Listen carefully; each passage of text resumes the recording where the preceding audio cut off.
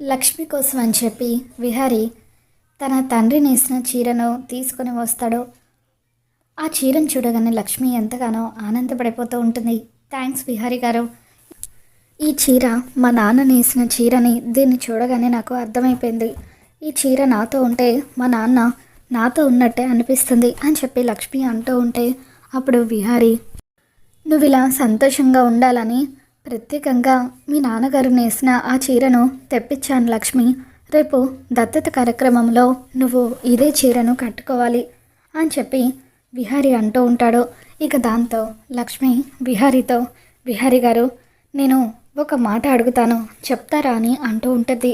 ఇక దాంతో విహారీ, చెప్పు లక్ష్మి, నా దగ్గర నీకు మొహమాటం ఏంటి అని అంటూ ఉంటాడు.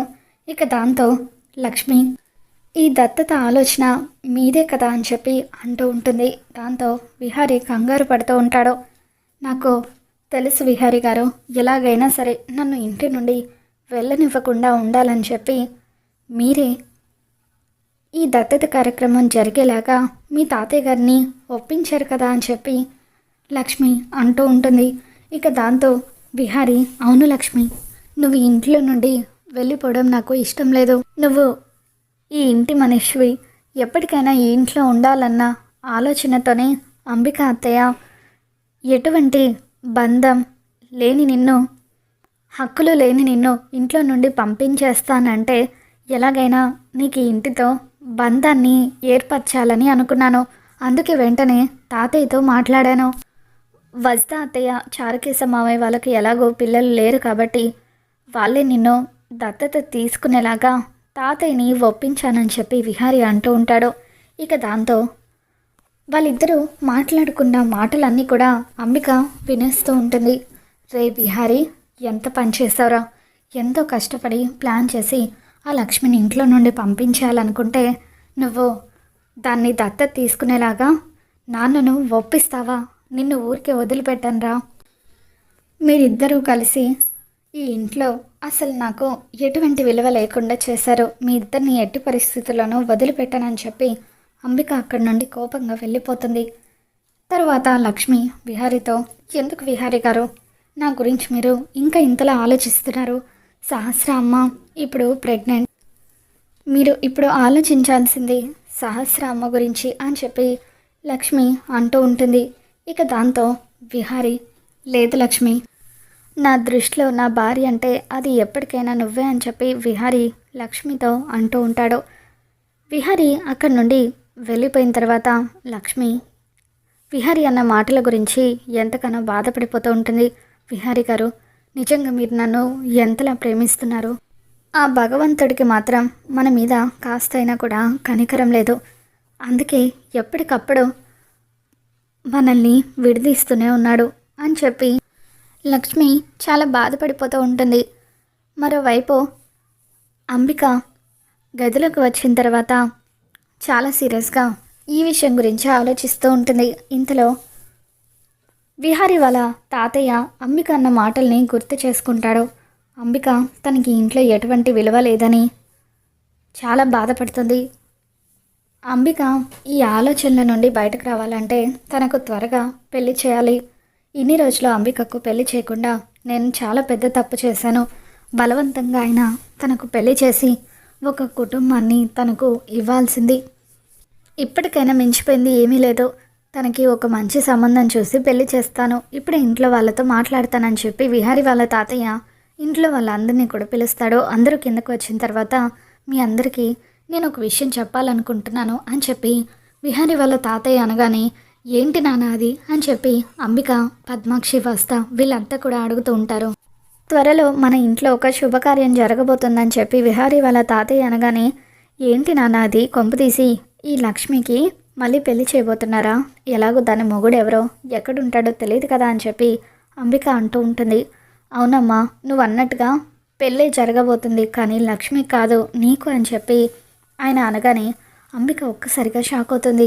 ఏంటి నాన్న మీరు అనేది, నాకు పెళ్ళేంటి, లేదు నేను పెళ్ళి చేసుకోను, ఎప్పటికీ ఇలాగే ఉండిపోతాను అని చెప్పి అంబిక అంటూ ఉంటే అప్పుడు, లేదమ్మా, ఇన్ని రోజులు నువ్వు ఇలాగే నీ పెళ్ళిని వాయిదా వేస్తూ వస్తూ ఉంటే నేను కూడా నిన్ను ఇబ్బంది పెట్టడం ఎందుకులే అని వదిలేస్తాను. కానీ ఈసారి మాత్రం నీకు ఇష్టం ఉన్నా లేకపోయినా నువ్వు పెళ్లి చేసుకోవాల్సిందే.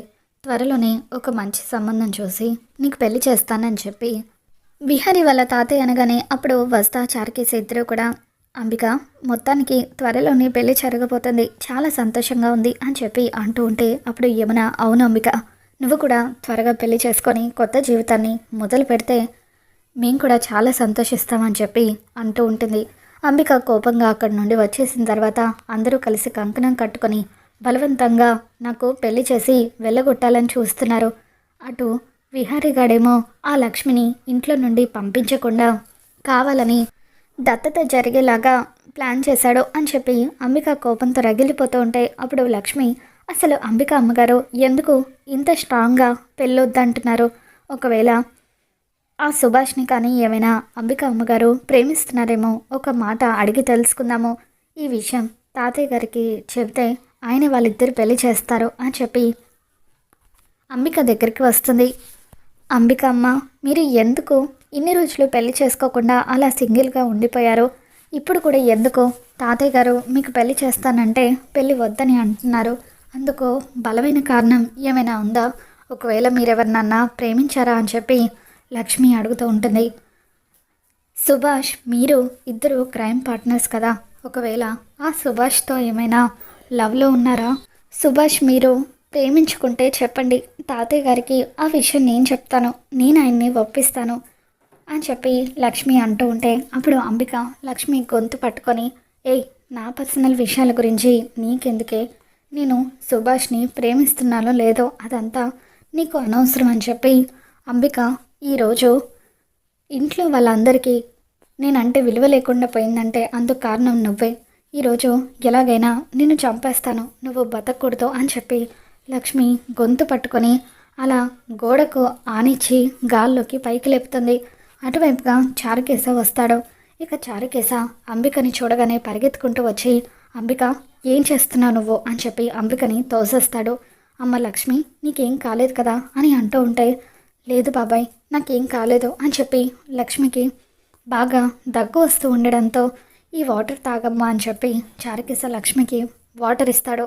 అంబిక అసలు లక్ష్మి ఇప్పుడు ఏం చేసిందని నువ్వు ఇంత రాక్షసంగా ప్రవర్తిస్తున్నావని చెప్పి చారుకేశ అంటూ ఉంటాడు. బావా ఎందుకు నన్ను ఆపావు? ఇది నా విషయాల్లో బాగా ఎక్కువగా ఇన్వాల్వ్ అవుతుంది.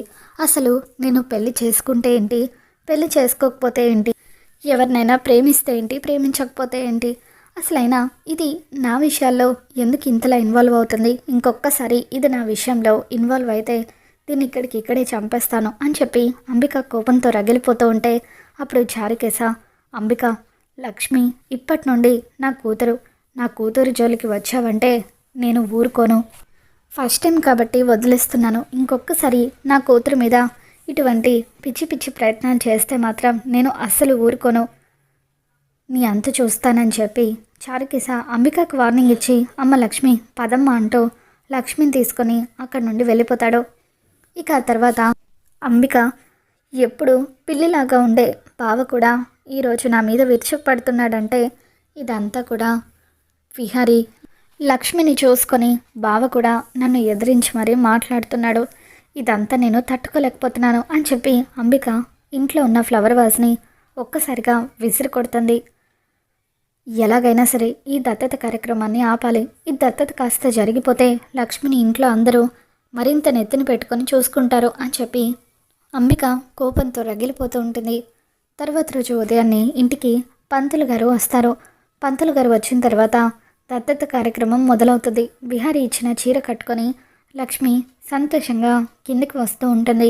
అమ్మ లక్ష్మి ఇవన్నీ మా అమ్మ నా కోసం చేయించిన నగలు, నా కూతురుగా ఇవి నీకే చెందుతాయి కదా, ఇవన్నీ పెట్టుకొని రామ్మా అని వస్తా అంటూ ఉంటే అయ్యో వద్దు పిన్ని అని చెప్పి లక్ష్మి అంటూ ఉంటుంది.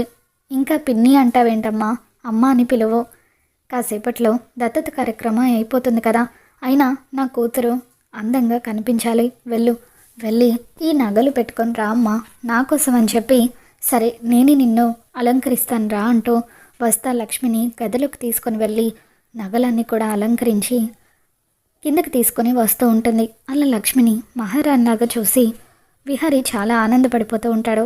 సహస్రకు మాత్రం బొల్లు మండిపోతూ ఉంటుంది. ఒకప్పుడు ఇంట్లో పని మనిషిలాగా బతికిన దీనికి నాతో ఈక్వల్గా ఈ ఇంట్లో స్థానం ఇవ్వడం ఏంటి అని చెప్పి సహస్ర కోపంతో రగిలిపోతూ ఉంటుంది.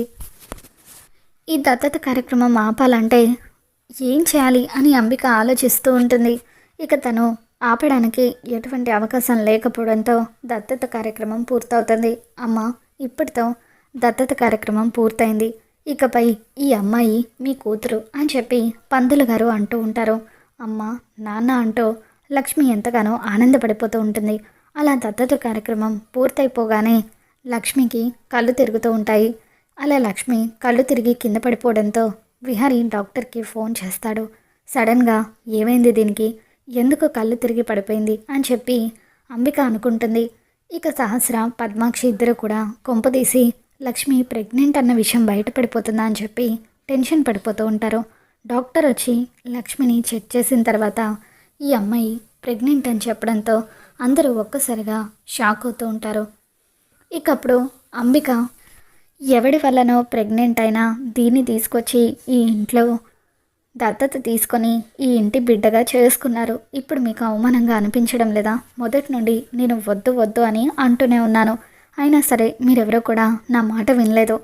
ఇప్పుడు చూడండి ఏం జరిగిందో అని చెప్పి అంబిక అంటూ ఉంటే అప్పుడు లక్ష్మి కడుపులో ఉన్న బిడ్డకు తండ్రిని నేనే అని చెప్పి విహారీ అందరికీ ఊహించని షాక్ ఇస్తూ ఉంటాడు.